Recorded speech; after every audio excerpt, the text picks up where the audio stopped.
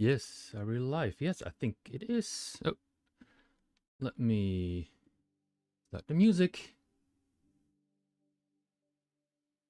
I think we're live. Yes. Is chat working?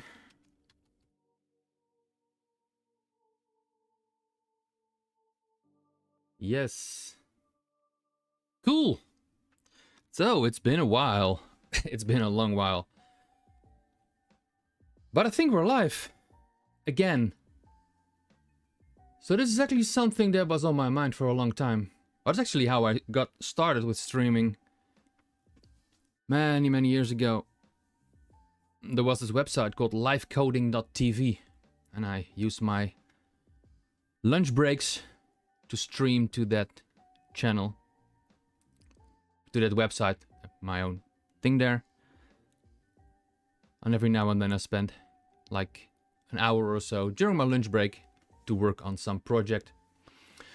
And yeah, I thought of making that a new habit again.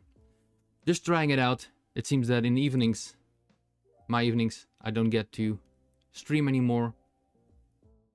Life got in the way, family got in the way. Every time I think of streaming, something comes up. And most often lunch breaks are not, so I just needed to clear some time in my agenda and plan a stream. So that's what I did today. So we are working on a little game that I started back in February as a project day project. So at Wonderland we have the first Friday of the month a project day where we can work on something with the engine, mostly for people that work on the engine. But it gives me an opportunity to try out different things. And one of the things I tried was a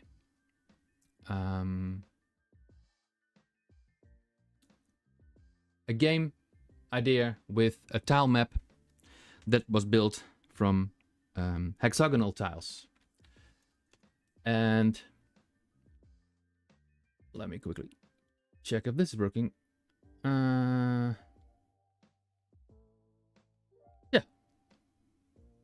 Sorry. I'm still a bit anxious that things are not going right and software is working correctly, but I think it is. So it was a thing with hexagonal tiles, and the stupid thing is that you need to do all kinds of crazy conversions to get them to line up correctly in a grid and find ways to create a world from them. And I didn't publish it yet, I think, mainly because it was not completely done. I ran into some issues, and I fixed those issues, and so we can continue that project, that idea. And I thought of making it into a bit of a game, and make sure I can release it open source. That way other people can see how I would build a game like this. Since most of my games, the past years almost, use assets that I bought that I cannot share, and only sharing the code without the assets is not the most useful thing. So let's switch to my desktop and see a bit of the code and see it run in Wonderland Engine. And hopefully everything keeps working. So let's go to... Yes! So we have code, and I should have Wonderland Engine running too.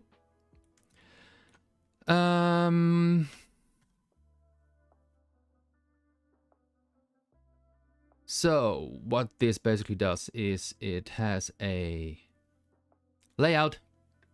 That layout generates a map. Right now it generates a grid in 50 iterations, and every iteration it adds a ring around the current tile. Back then, I thought that might have been the best and easiest way to make something that gets bigger. My first idea with the game was to make it into a roguelike type thing where you get a card or something and then you can place a tile, and that way it slowly grows. And I created a function that adds tiles, mainly empty tiles, around something. And that got converted into just placing random tiles right now. And today I want to make this random not random anymore. I'm actually thinking of making it a bit more complex and create a node-based map, so I can add a lot of information to the nodes, and the tile that is rendered is only a visual representation of that node. And by doing that with nodes instead of just dropping tiles on the screen as I do now, I get way more flexibility. And each node can have lots of different properties. Let me show it running. So this is what it looks like right now. That castle is just placed at the center, so I know what the center is. I added a bit of zoom. You can basically move the camera left and right, and it always rotates around the center of the screen. I'm not sure if I like that. Maybe I change that at some point. But I think that most often you won't even rotate a lot. Or maybe the rotation will be something that is stuck. I don't know yet. We'll see. So yeah, right now it just generates random tiles and it picks it from... So but it's a workspace with two projects. There's a grass, a water, and an what's it called? A road tile. And right now, that's basically it. So today I want to add more tiles. Maybe we need to have a description, a component with a description for the tiles, that every tile has something that is related to a type. Because technically we could have multiple tiles for each type. I can imagine that a tile with forest is different. Or maybe there are 3 types of forest. I don't know. I don't know. I'm making it up.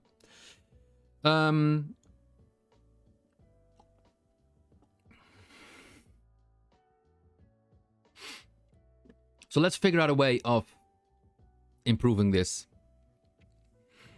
To be fair, I waited with thinking about the process of implementing the random generation until the stream, deliberately, because I think it might be worth sharing my thought process on this. And think out loud what the pros and cons are of different types of tiles. Now something that might be really suitable for a game like this would be a waveform collapse algorithm. You know, I'm just going to write the thoughts down even. So I made some sort of a game design document. But basically this is mostly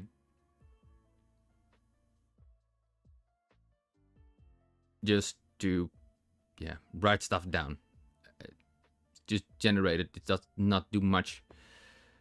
I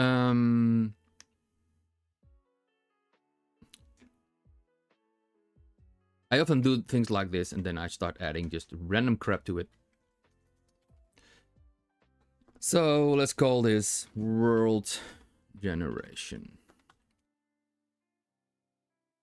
Let's make it bigger.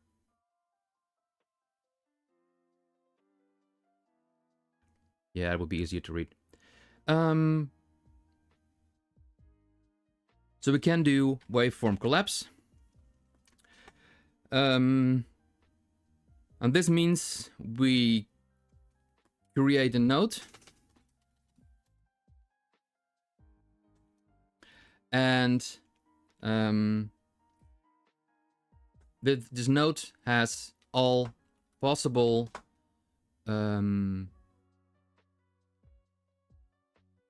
states, so to speak. So I think we're just going to start with grass or water. And I have no idea how to do it yet with waveform collapse. But I know that with running iterations and then at some point it picks a random state and then goes from there. And then it picks, if it got stuck, it picks a random state and it goes from there. And that way you get a randomization, but within certain rules. It looks at the neighbors and say, oh wait, if this tile is next to that tile, this one has to go into that state.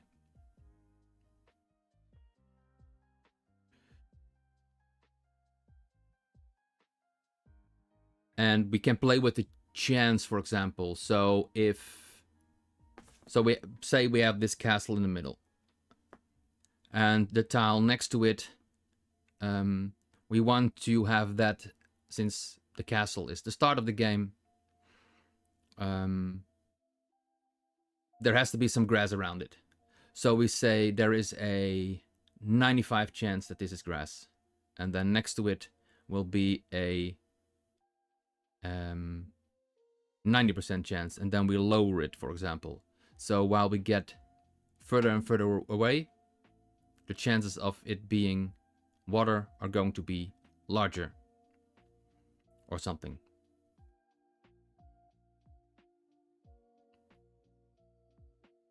On the other hand,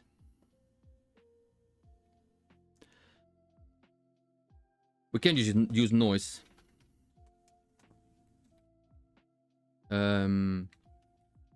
That perlin noise.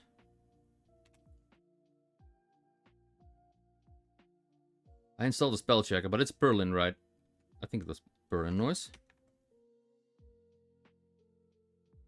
We can use Copilot 2, describe perlin noise for world generation.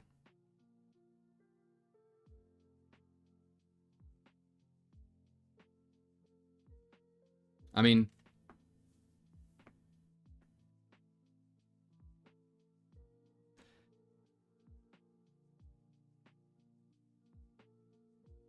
this makes life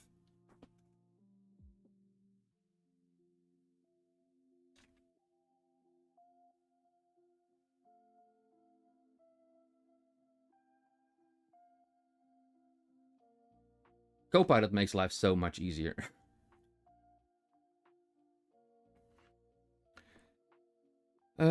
So how perlin works. We have a grid of gradients. Yeah. Hey, Squaries. Welcome. Thank you for joining today.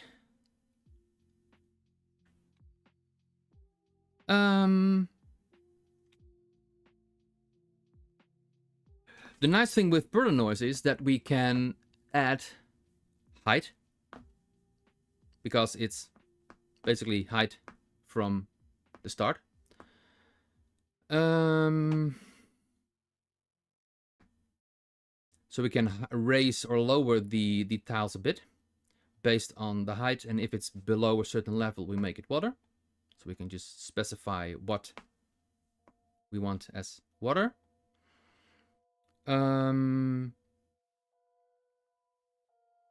The great thing about perlin noise is that it's kind of infinite. So we can just go into a certain direction, and we can just generate the world forever. And we can basically say, well, if we look from the top, and we say, we take the position of this tile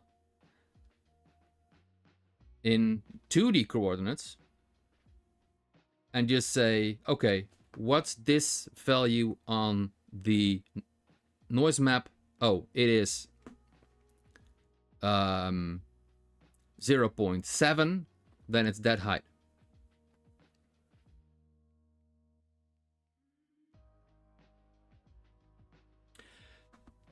I think for the world generation with heights and water, that would be best.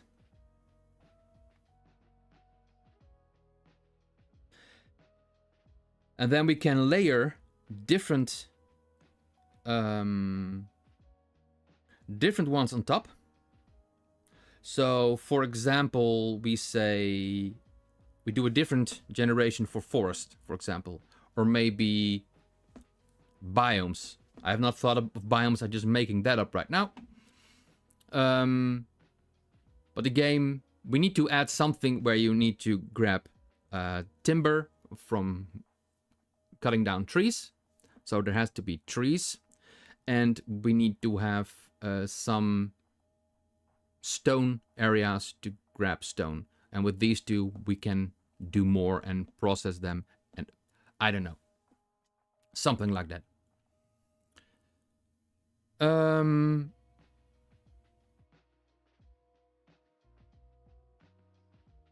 So thinking about it, I think a perlin based would be best.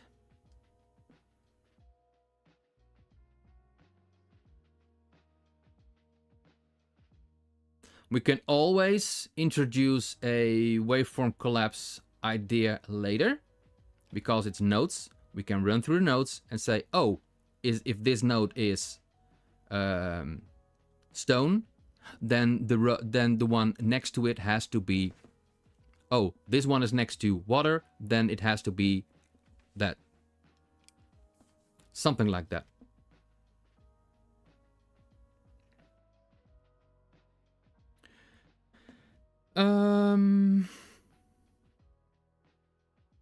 So I'm going to remove this. We're going to use perlin noise. Now we can just replace this math random for now with a perlin noise generator and say, well, it is above. Well, maybe just start with the same value, but instead of random, we use perlin noise.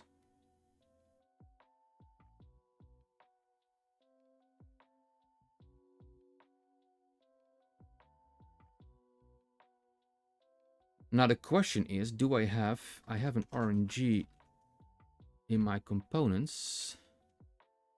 But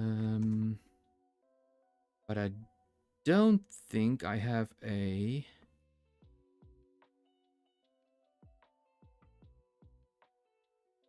perlin noise one. Hey, Inch. Welcome. Oh. Some water.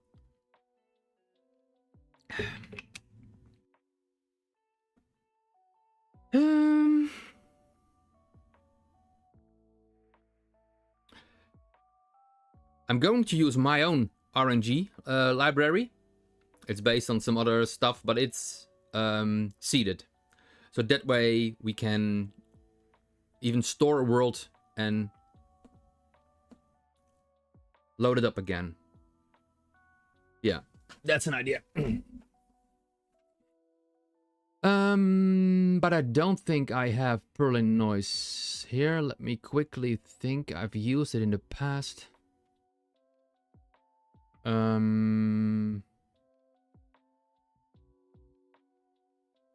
Do I have a quick project I can get it from? Yes, just give me one sec.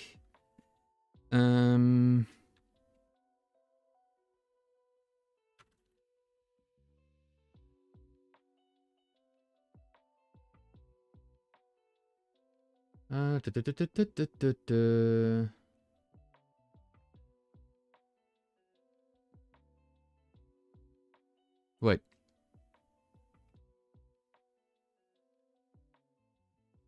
Aha. So I was looking at another Project Day project where I generated a tile-based grid, and that uses I can just show the code. This is another Project Day. It was from April, and I explored a bit of well, rule generation 2 then. And this has a tile map loaded, create grid, and it should just have a node value here. Yes. This uses simplex 2 from my. Also, this is gathered from different sources, and I added it to my own library.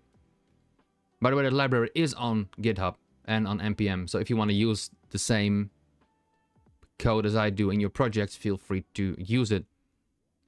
It's just a whole bunch of different components and utilities for Wonderland Engine, just to make life easier.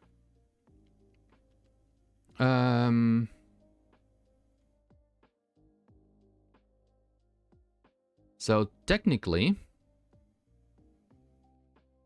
now this is not seeded, I think.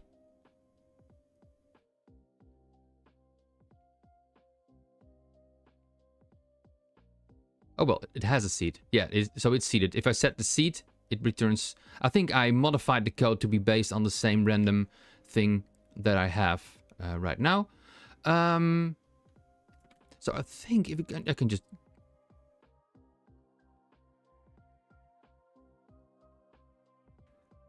copy the code here.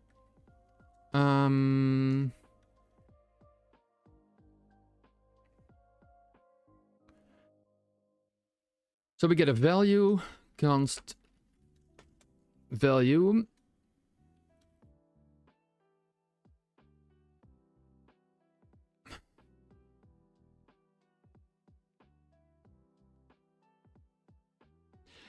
Yeah, see, so this is based on the neighbors.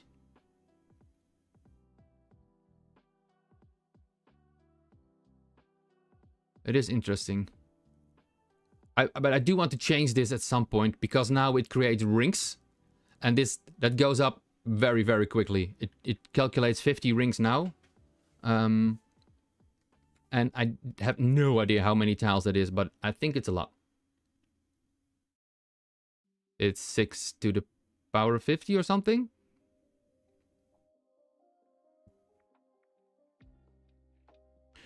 So it creates it based on the neighbors. So let's do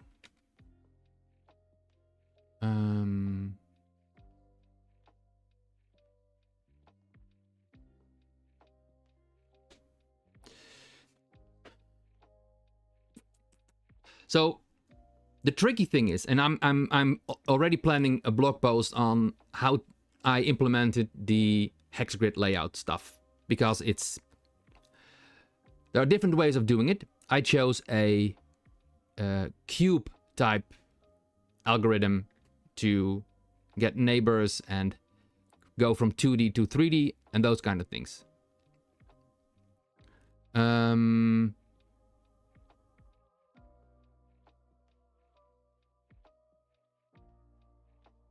this is, yeah, So it has an X, Y, and a Z.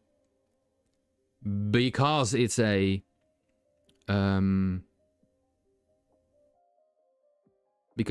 cube-based algorithm to orient the tiles next to each other.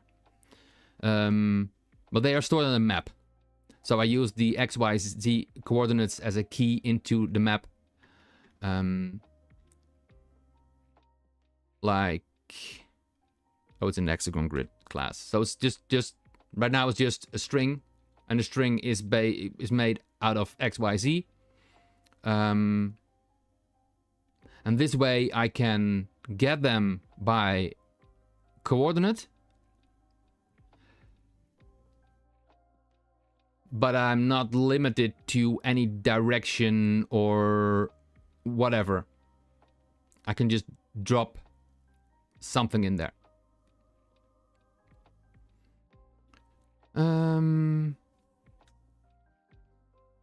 Let me quickly check. Yeah, this is the real tile. Although it's already kind of the node-based layout that I was thinking of.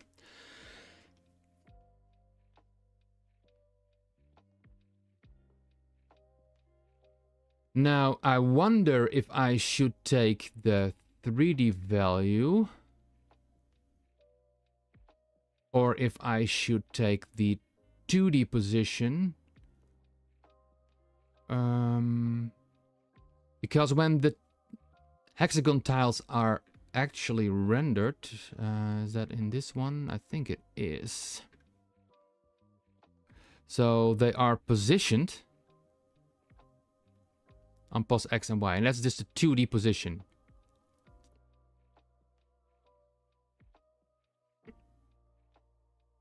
So I place water a little bit lower. So this is just the tile 2D position. I think we should use that 2D position to look into the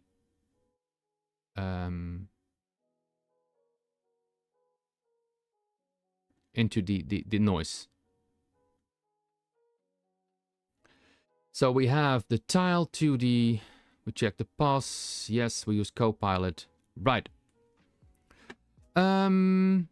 Scale and offset. I have no idea what I used for that in the past, so let me quickly check its process. Yeah. Scale was 10, offset was 0. Okay, let's start with that.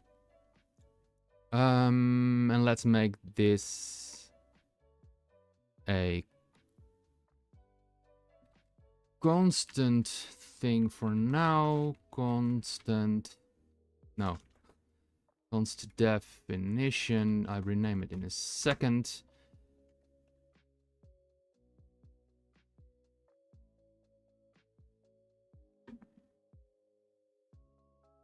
So now I have this definition set up. It knows the definition. It has a scale. Now I can say if this value is bigger than half, because this is between 0 and 1.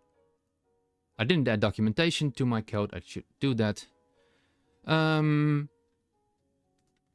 Technically, this should really change the way it looks. Why? Oh.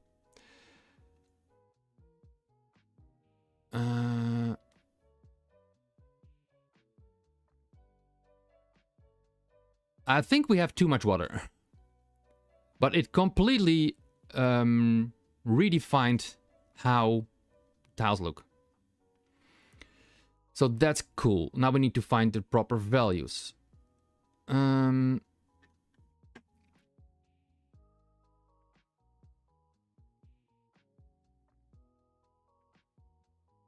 Let's make this definition value 2, so we can easily... so this is the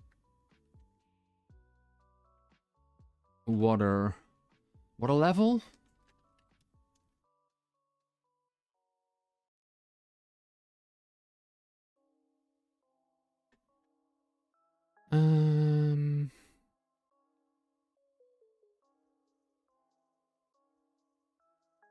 Aha. I got an achievement. I installed a extension to get achievements. I want to gamify the coding in live streams more. So I added an achievement thing. I'm not sure if I keep it, but could be fun. But I got an achievement. I don't know what it means, but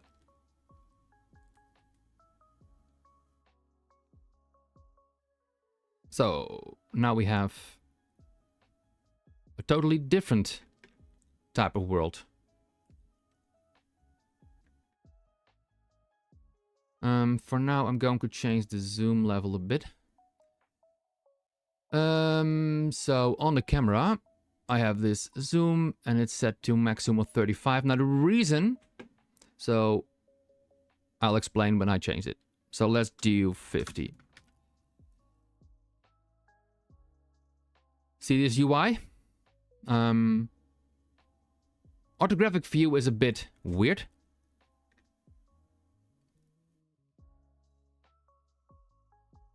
A coding while chatting achievement, yes. That's should be a new one. So you see there is some Z order thing happening that I haven't figured out yet why it's happening when I zoom. But I'm not going to bother with that too much. I want to zoom even further. Just want to see a lot of the world. So let's do 100.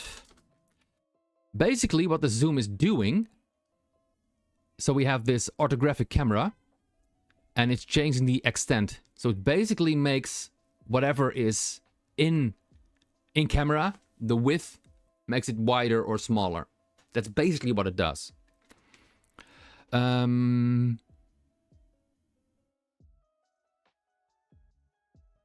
But I have no idea how that influences the depth or something. I'm using the React React UI library for the for that little bit of UI. And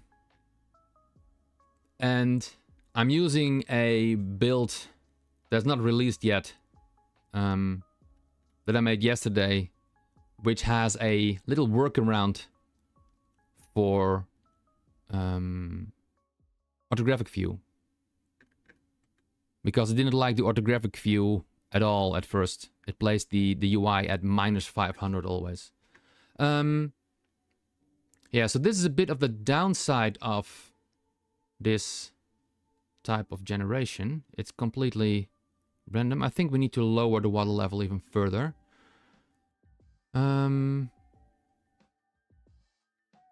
Let's close the others.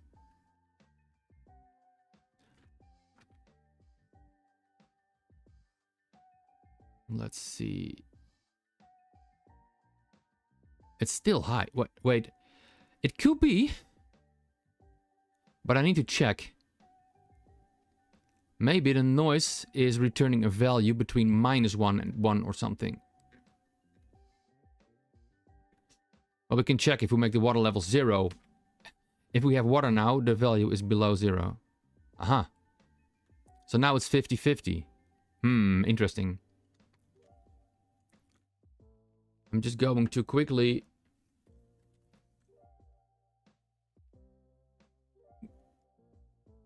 grab the code from my component library. Close all.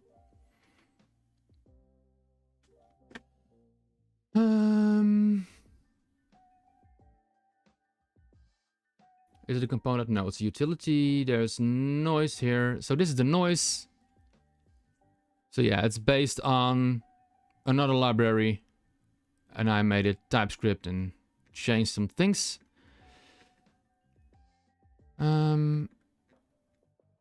It doesn't say.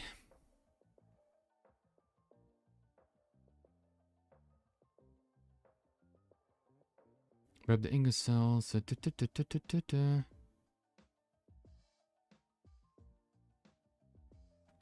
Let's just add as Copilot.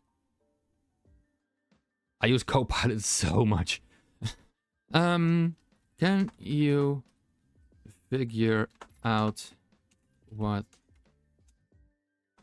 range the value is that this function returns.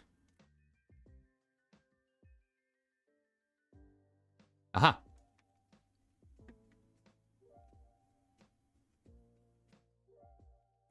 So I probably could have figured this out based on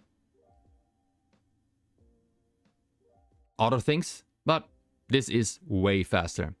See? So it's -1.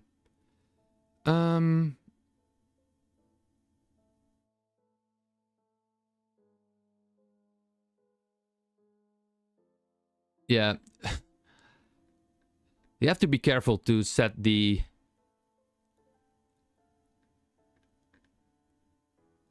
to set it to the correct thing. You have to be careful when setting it to agent and ask a random question, because there is a chance it goes in and just it goes all over the place. Yeah, I have Gemini 2.5 Pro set up from Gemini itself.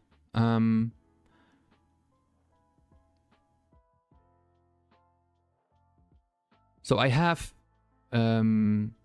GitHub Pro still. I got that because I was a Microsoft MVP, but that stopped. But I still have the Pro. But the thing is, I'm almost out of premium request. That's how much I use Copilot. So I'm just in case I get out. Yes, was. Well, technically things didn't change much. I just have to be careful a little bit with how I spend things. Spend money on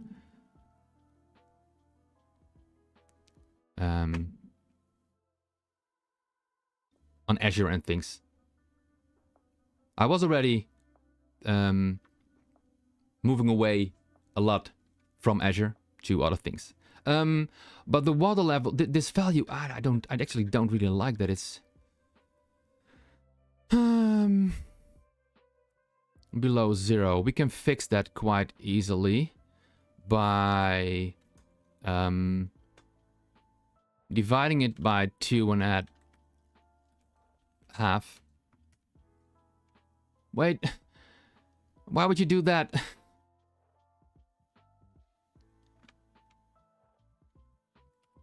That's the default formatting. Sometimes code is I'm a Wonderland MVP now. Yeah.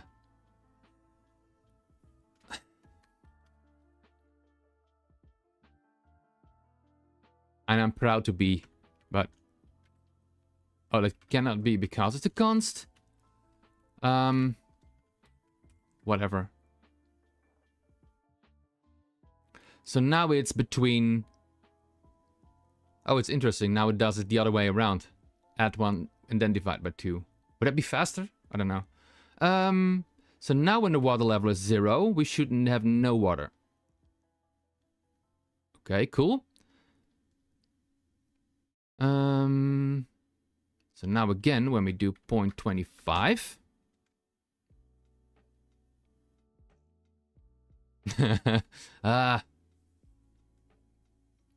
Infinite Wonderland Cloud credits. Cool. That's actually... I didn't think about it, but...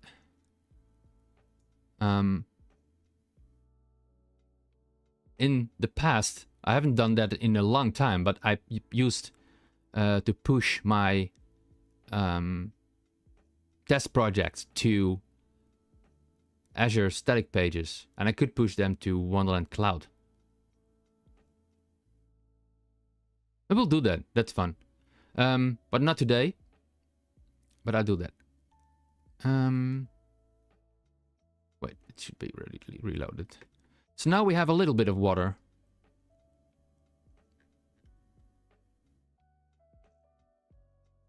Okay. And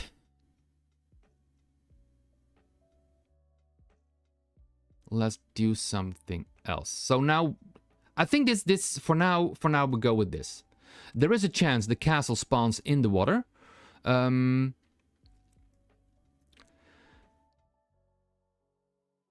Which will be unfortunate, but we'll fix that later. But I want to add a slight height to the tiles. But that's not in the tile itself yet, I think. Though it has a Y, it doesn't have a height.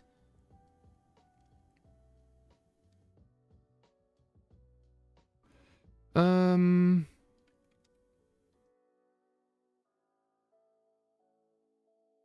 it's not height, it's an elevation. Elevation equals value. Right, so declare property elevation. So now it has property elevation. It's a number. And I probably want to set it to 0 by default.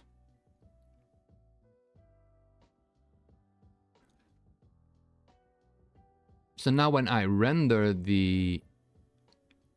I can use the elevation right here.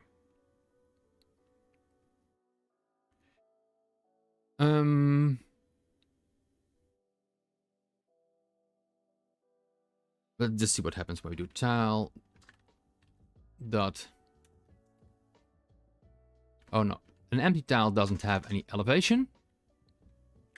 Water tile should be fixed, so this is only tile dot elevation. Now this value will be between 0.25. So I think when we set the elevation,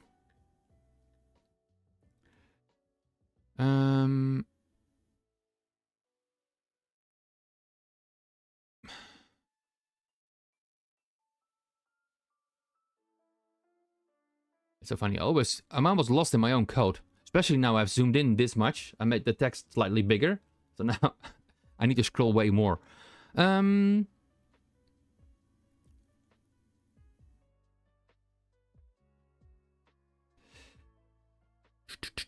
How we're going to do this? I want this to be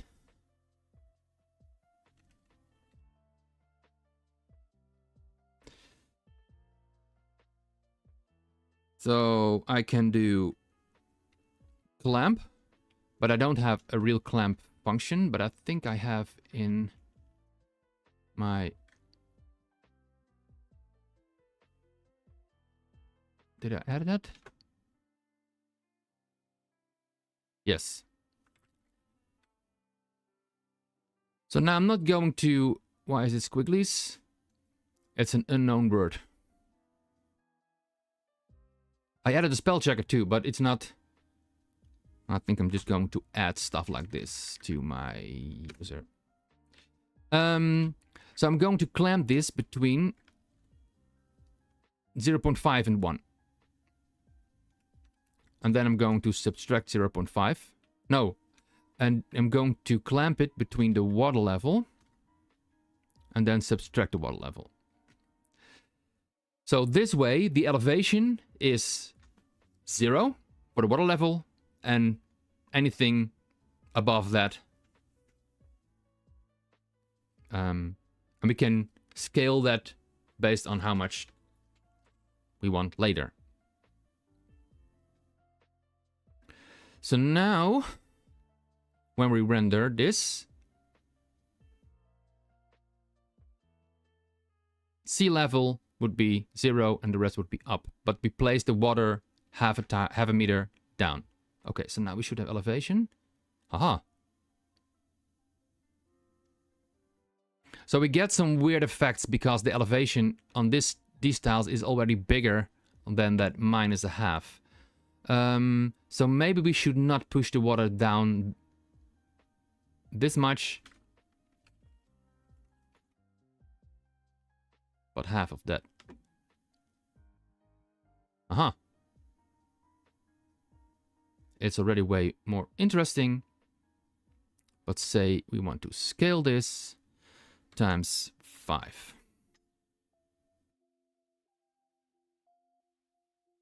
Now we have the water effect again.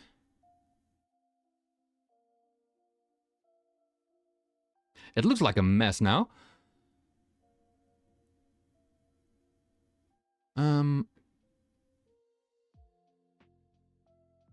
But this would make things a lot nicer. I think the scale, because now we can see it a bit, of this one should be different. Way, way smaller.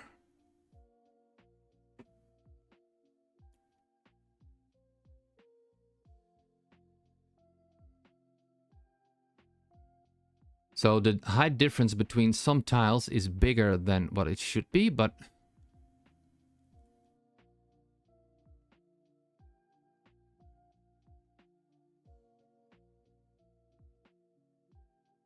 Screws, thank you for joining. Have a great lunch. Yeah, I'm going to stream for another 12 minutes and then it's back to work. But thanks for joining. Oh, this is not the right project. I'm going to close these since we don't really need them. So let's add a height scale. And let's set it to 2.5. Let's do height scale.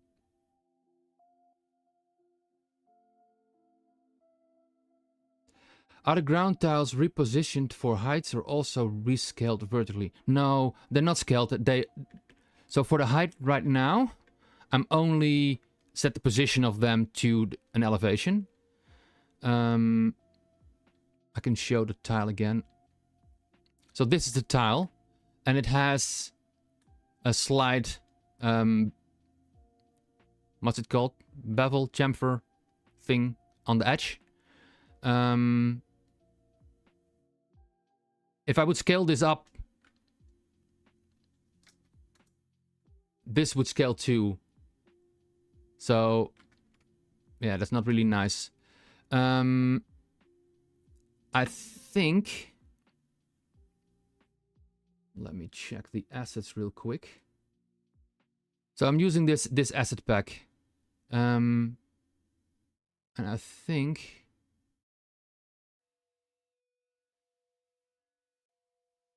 Grass bottom. I could just add this one too. To just fill that gap. But on the other hand, I don't want to have another mesh under all the tiles that are added because it's quite a lot. And it's set to 50 now, but I'm going to quickly set the movement to be a bit faster. Let's just do 1. Oh, no, it didn't refresh automatically. So this is the edge of the map, which looks pretty cool.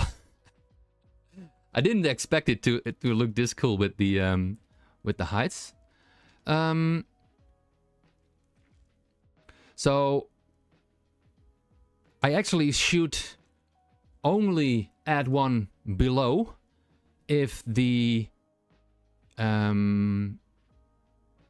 of the neighbors is lower than the height of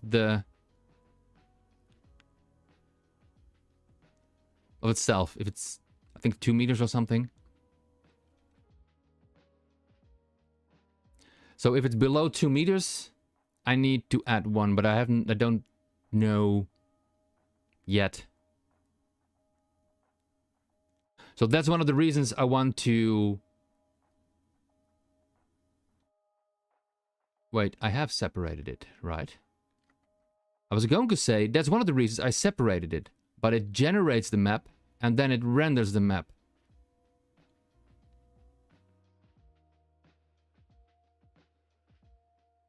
Maybe make the camera center.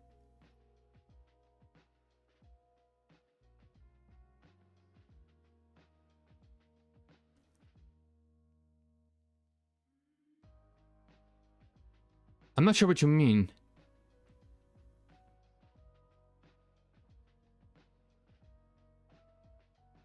You mean the point you rotate around? So right now it's just the center of the screen.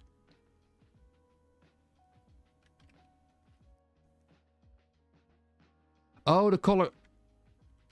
Oh, if we make it the green, we won't see it that much. Huh.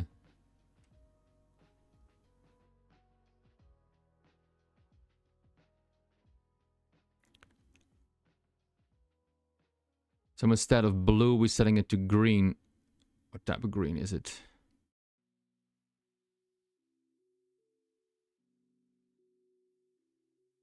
I'm not really good at guessing colors, but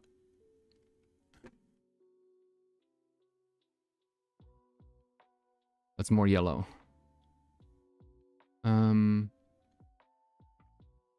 Does the color picker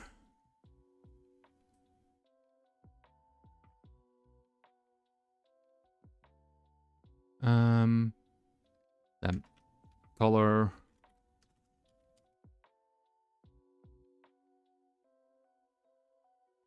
right, there's a color picker here. Right, yeah. Can I do that on the canvas? Yes. Let's zoom in. Let's find one of the places that is... Yeah, so we basically need to pick that bottom color there. That one.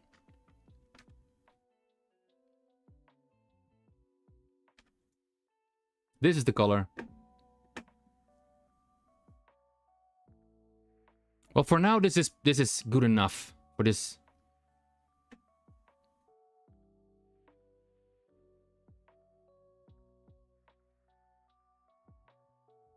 It's almost invisible. It's just expanding that bottom color now. That's... It's a pretty nice hack. It's barely noticeable. That's really funny.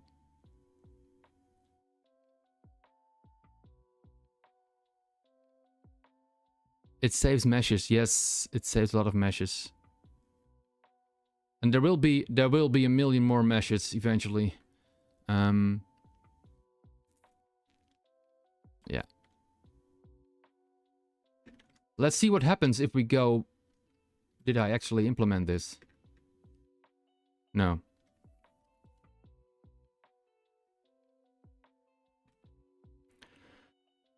So this was the height scale on a half. I'm going to push the height scale up even more. Let's do 8.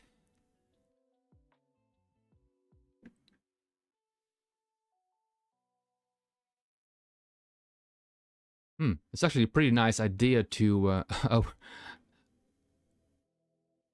It's too much. You can see the water through the gaps now. Yeah, and also some other thing, the selection. I was actually using the elevation. Huh, that's interesting. But it's not, there is no... So the way the selection works is that based on where you are on the screen, I cast a ray. It's a slight modification of the default cursor template. And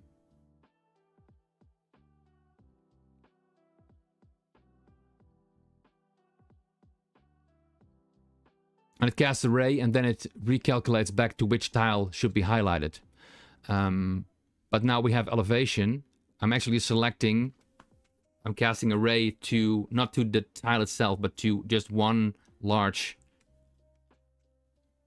So there's this large ground plane below everything. And this has a...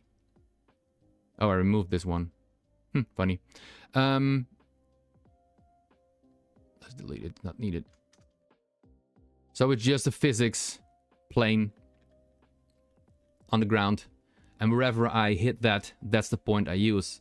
But that's not going to work for the tiles per se. But I'm not sure what would happen if I would add a collider, a mesh collider, because I need to have an hexagonal thing on every single tile.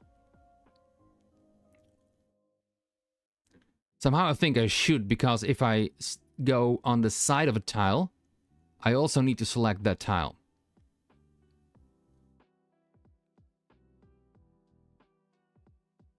Yeah, I'm not sure if that would be the best way to do it. I'm even not 100% sure if just cloning the objects. I mean, every single hexagon is a cloned object right now. And at this point, it starts to feel more like a voxel type thing. And I did experiment with generating a voxel landscape.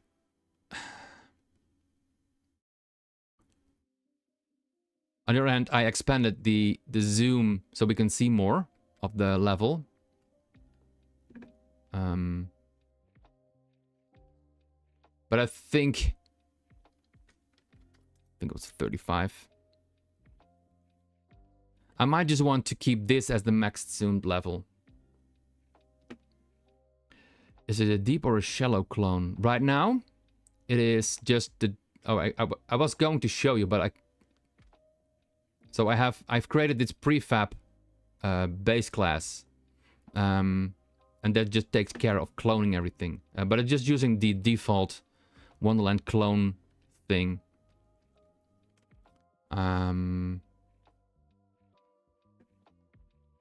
It's in the library too. I have this prefab base class, and it just finds it by name. If you clone something, you pass a string, and from that prefab thing, it just finds it by name, then clones it, adds to the parent, set it to active if you specifically want it to be active.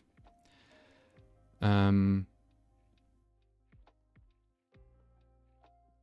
basically that's it. So yeah, it just uses the default clone.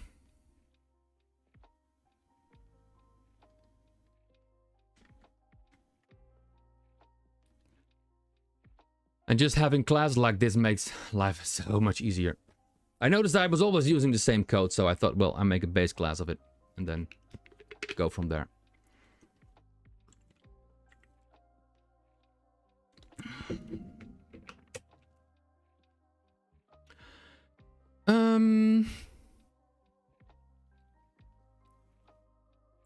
So I'm just going to write down what we have right now and what I'm going to do next. And then I think the stream is pretty much over.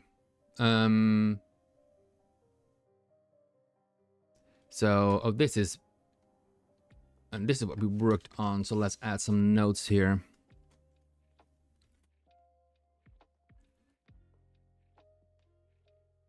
I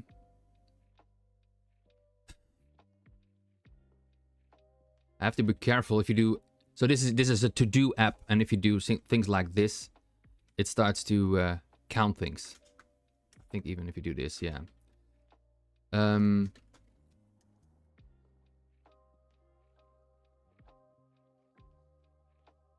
we do it like this.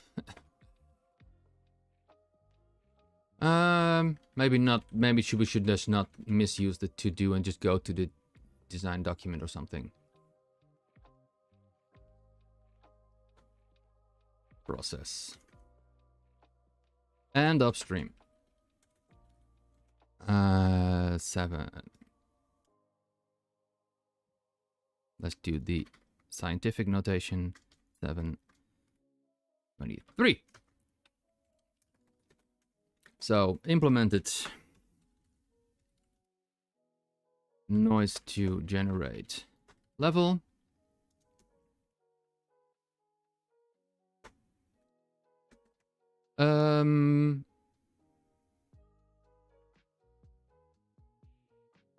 Well, start of implementation of noise to generate level. Okay. We need to fix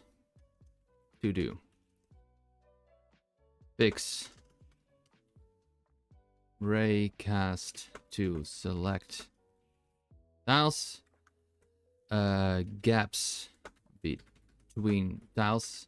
As I said in the beginning, I might just go and do a waveform collapse type thing on the tiles that are generated. So when a tile is generated, it should do an extra check based on rules and fix things. So if the height is, let's just write it down, otherwise I forget. Maybe do an extra check a bit like waveform collapse to correct and fix things on a tile. I also want to stop generating it based on that rings, but add change from generating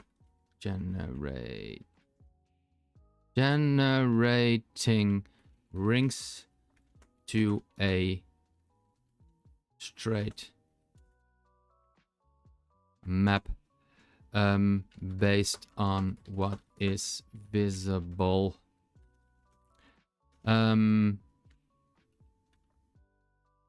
the map is based on infinite noise now, we can just generate whatever we want, whatever we need. And I think even when you look at a piece that is not generated, I want to create some fog of war type thing where you cannot see into the distance infinitely. But when you've been there, the world is generated and then it's dead. So I'm going to create a branch from main. Stream.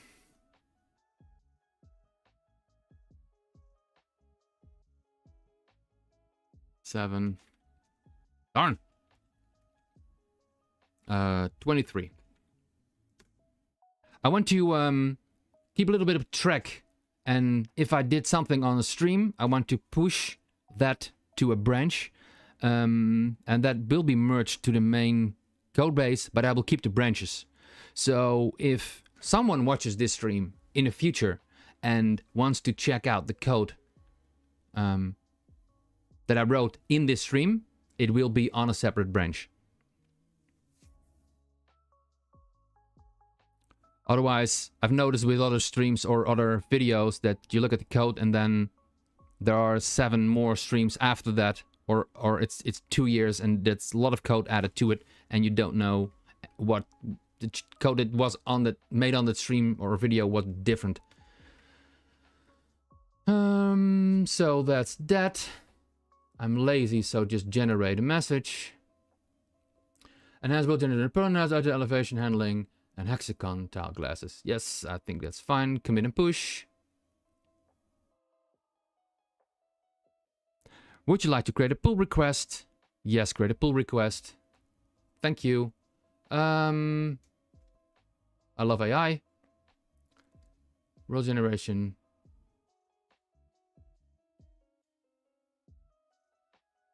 Create a pull request. I want to merge. Okay. I'm not sure if I have the Copilot stuff enabled yet, but it will be fun. So we have a PR. Well, I'm not going to merge the PR right now. We're just doing that later. Yinch, thank you for hanging out. And everyone else for watching. I'm going to see if I can... Is this one? Let's go to this view for a second. Well, thank you all for watching. I will share a link to this branch below the video. And yeah, it was a nice stream. And I will probably go and do this more often. Maybe now I've streamed once. I might go on a stream way more in the future. But keep an eye out for announcements for other lunch streams. It will be fun. And I probably announce them in my own Discord and the Wonderland Discords. I think the links to those should be below the video too. Well, with that, thank you very much for watching. And I will see you on the next one. Have a great rest of your day. Bye-bye.